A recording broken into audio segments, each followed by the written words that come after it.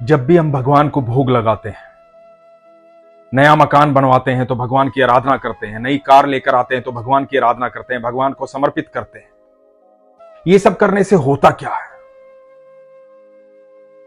क्या भगवान ये ग्रहण करते हैं या सिर्फ ये प्रथा है? आइए इस प्रश्न का उत्तर इस प्रसंग से समझते हैं। बड़ा ही अद्भुत प्रसंग है, बड़े ध्यान से सुनिएगा। हरे कृष्ण दोस्तों, मैं हूं अनुज शर्मा। दिल्ली में एक परिवार रहता था, माता पिता और उनका एक बेटा। ठाकुर जी के अनन्य भक्त दिल्ली से हर महीने वृंदावन आते थे, ठाकुर जी से बेहद प्रेम करते थे। थोड़े दिन बाद हुआ क्या कि माता पिता ने बेटे की शादी कर दी। बेटे की शादी हो गई, घर में बहू आ गई, तो बेटे ने अपनी पत्नी से कहा कि सुनो, हमारे घर में एक रिवाज है, हम हर पूर्णिमा को ठाकुर जी से मिलने वृंदावन जाते हैं, बिहारी जी से मिलने, तो ये रिवाज तुम्हें भी निभाना पड़ेगा। पत्नी बड़ी खुश हुई। पत्नी भी ठाकुर जी के अनन्य भक्त थी। बोली कि निभाना क्या पड़ेगा, ये तो मेरी इच्छा है, ये तो बहुत अच्छा हुआ। हम सब पूर्णिमा को ठाकुर जी से मिलने जाएंगे, हर पूर्णिमा को मिलने जाएंगे। और यह सिलसिला चलता रहा। पूरा परिवार हर पूर्णिमा को ठाकुर जी से मिलने जाता था। समय बीतने लगा। दोनों पति पत्नी को एक संतान की प्राप्ति हुई। उस संतान को लेकर ठाकुर जी के पास गए, ठाकुर जी का धन्यवाद किया। थोड़े दिन और बीते, एक संतान की और प्राप्ति हुई। बच्चे थोड़े बड़े होने लगे। हर पूर्णिमा पर ठाकुर जी के पास जाने का सिलसिला चलता रहा। थोड़े बच्चे बड़े हुए तो एक बार वृंदावन से पति पत्नी अपने बच्चों के साथ वापस आ रहे थे। पत्नी ने अपने पति से कहा कि सुनो, ठाकुर जी से कहो ना, ठाकुर जी एक गाड़ी का इंतजाम कर दें, एक कार ले लें हम। अब ये बार बार बस में आना, ट्रेन में आना बड़ा दिक्कत देता है बच्चों के साथ, बड़ी परेशानी हो जाती है। अपनी कार होगी ना तो आराम से आएंगे। तो पति ने कहा कि ठीक है, ठाकुर जी अपने आप व्यवस्था कर देंगे।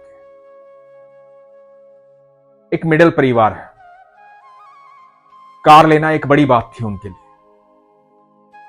काफी पैसे चाहिए होते हैं कार लेने के लिए। तो सोचा कि ठीक है, अब पैसे जोड़ेंगे कार के लिए। कुछ ही दिन में एक कार आ गई। जब कार आ गई तो ठाकुर जी का धन्यवाद किया। पति पत्नी ने फैसला लिया कि सबसे पहले कार को लेकर के वृंदावन जाएंगे ठाकुर जी के पास, ठाकुर जी को समर्पित करेंगे। उनकी कृपा से ये कार आई है। और कार लेकर के अपने बच्चों के साथ दोनों पति पत्नी ठाकुर जी के पास गए, वृंदावन गए, बिहारी जी के दर्शन किए। बड़े प्रसन्न थे। बिहारी जी को धन्यवाद किया, गोस्वामी जी को बताया, वहां प्रसाद ग्रहण किया। गोस्वामी जी ने कहा कि ठीक है, कार लेकर आए हो, दोपहर में जब मंदिर के द्वार बंद हो जाएंगे तो आकर के पूजा करूंगा। दोपहर में ठाकुर जी के मंदिर के द्वार बंद हो गए। गोस्वामी जी आए। गोस्वामी जी ने कार को देखा। गोस्वामी जी भी बड़े प्रसन्न हुए। बरसों से देख रहे थे इन भक्त को ठाकुर जी के पास आते हुए। तो गोस्वामी जी ने कहा कि बड़ी सुंदर कार है, बहुत बहुत बधाई हो आपको। और गोस्वामी जी ने चंदन से कार के बोनट पर लिखा, बाके बिहारी लाल की जय। और बहुत बधाई दी दोनों पति पत्नी को और कहा कि निश्चिंत हो जाओ, ये कार तुम्हारे लिए बहुत सौभाग्यशाली है। गोस्वामी जी से विदा लेकर के ठाकुर जी का धन्यवाद करके वृंदावन से वापस दिल्ली आए। आते आते रात हो गई थी। बड़े खुश थे, मन प्रसन्न था, पूरा परिवार बड़ा खुश था। निश्चिंत होकर के ठाकुर जी का धन्यवाद करके भोजन करके आराम से सो गए। सुबह से उठे हुए थे, थके हुए थे, गहरी निंद्रा आई। तो जब सुबह उठे तो जब भी हम घर में कोई नई चीज लाते हैं तो बार बार उसको देखने की उत्सुकता होती है।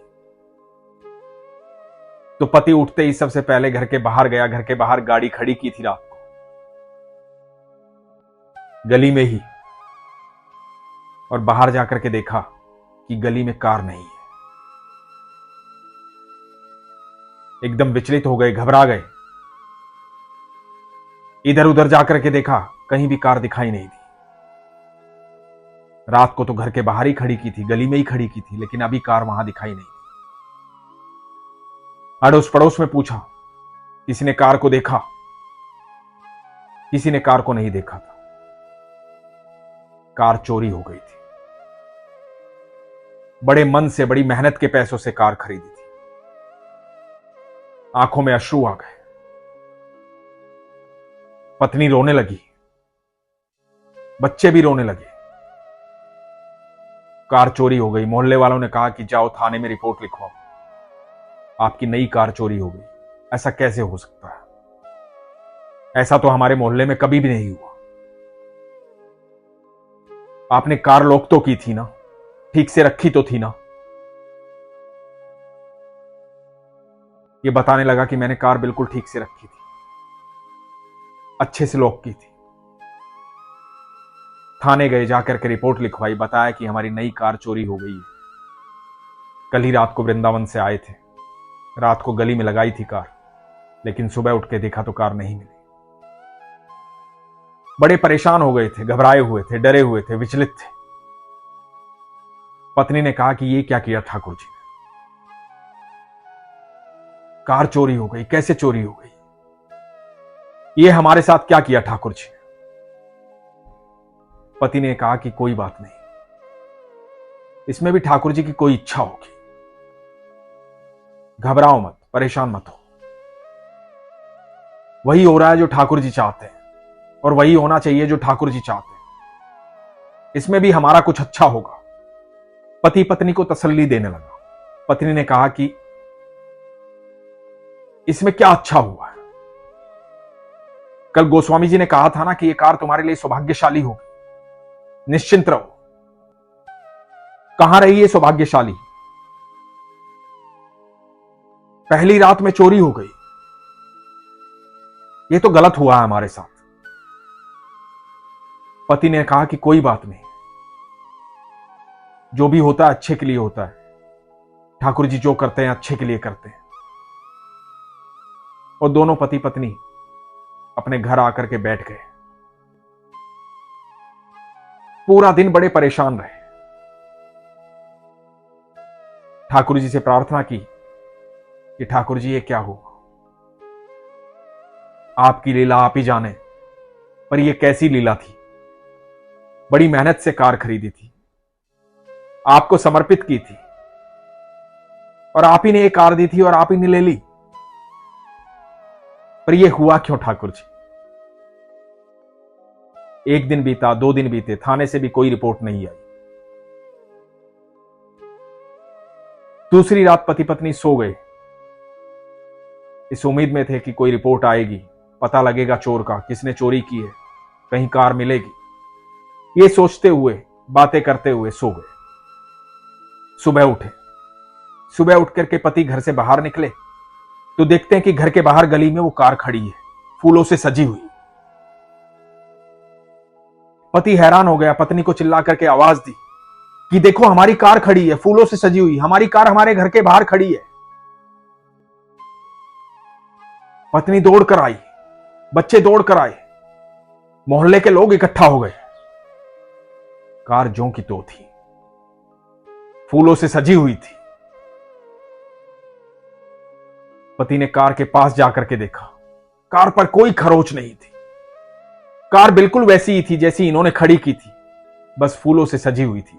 कार का दरवाजा खोला।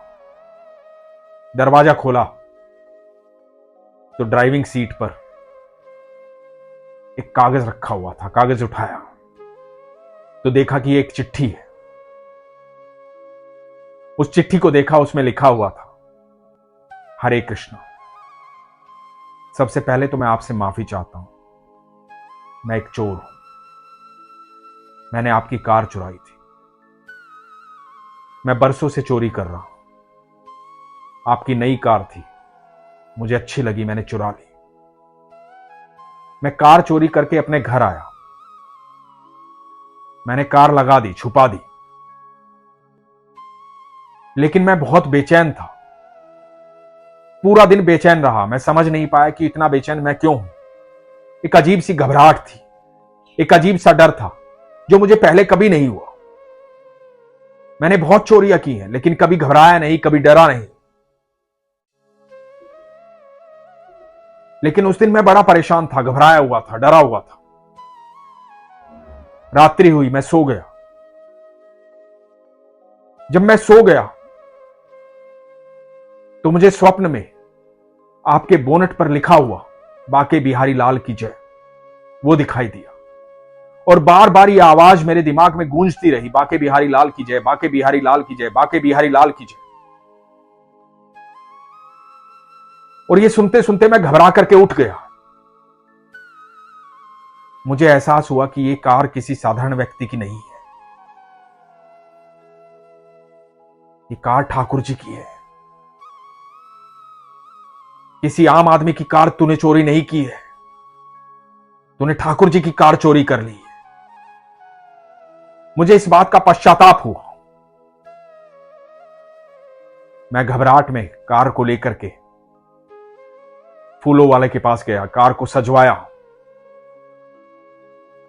और आपके घर के बाहर आकर के कार खड़ी की। मैं आपसे माफी चाहता हूं।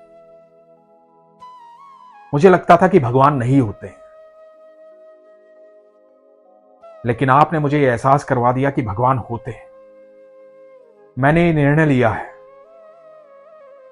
कि कभी चोरी नहीं करूंगा, कभी कोई गलत कार्य नहीं करूंगा।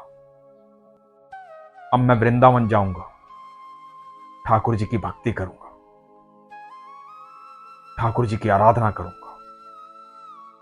मुझे क्षमा करना दोस्त। हरे कृष्ण, राधे राधे।